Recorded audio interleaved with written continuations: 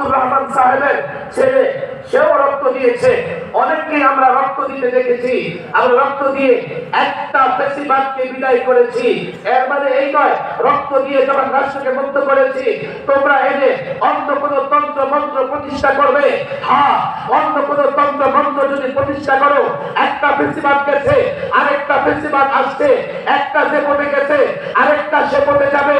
বাংলাদেশ স্থায়ীভাবে মুক্ত হবে না। আমি তোমাদের মুক্তির পথে আহ্বান জানাই, আমি তোমাদের কল্যাণের পথে আহ্বান জানাই।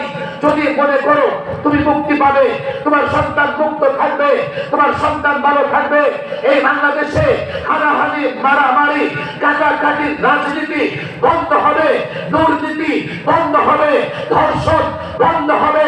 একটাই পথ, ইসলাম ধরো, ইসলাম মানো। ইসলাম সেই হেরার গুহা থেকে ইসলামের আলো গোটা পৃথিবীতে ছড়িয়েছে। এক মোহাম্মদ আরবি, এক মোহাম্মদ আরবি মক্কায় অসহায় ছিলেন, মক্কায় থাকতে পারে নাই, মদিনায় চলে গেছেন, মদিনায় রাষ্ট্র গঠন করেছেন। এরপরে গোটা পৃথিবীর আফ্রিকা থেকে আমেরিকা পর্যন্ত, এশিয়া পর্যন্ত, বাংলাদেশের রংপুর পর্যন্ত ইসলাম ছড়িয়েছে। ইসলাম বিজয় হয়েছে, ইসলাম বিজয় হবে। ইসলাম ধরো, ইসলাম মানো। যদি মুসলমান সত্যিকার অর্থে হয়ে থাকো, যদি দুনিয়া আখিরাতের কল্যাণ চাও, যদি মনে করো দেশ ভালো থাকবে, যদি মনে করো দেশ স্বাধীন থাকবে, যদি মনে করো তুমি স্বাধীন থাকবে, আল্লাহর কসম ইসলাম ধরো, ইসলাম মানো।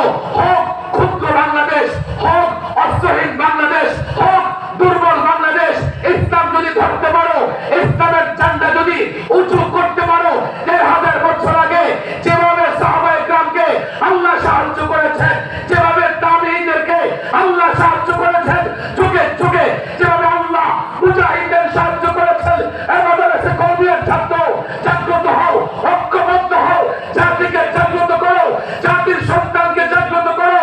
আল্লাহর কসম করে বলি, রাজনৈতিক শক্তি গঠন করো। গোটা দুনিয়ার কাফের তোমাদের চ্যালেঞ্জ করবে। আমেরিকা তোমাদের মৌলবাদী বলবে, ভারত তোমাদের সাম্প্রদায়িক বলবে, জঙ্গিবাদী বলবে, যেটাই বলো বলো না কেন, আল্লাহর কসম করে বলি কেউ তোমাদের মোকাবেলায় লড়াইয়ে টিকতে পারবে না।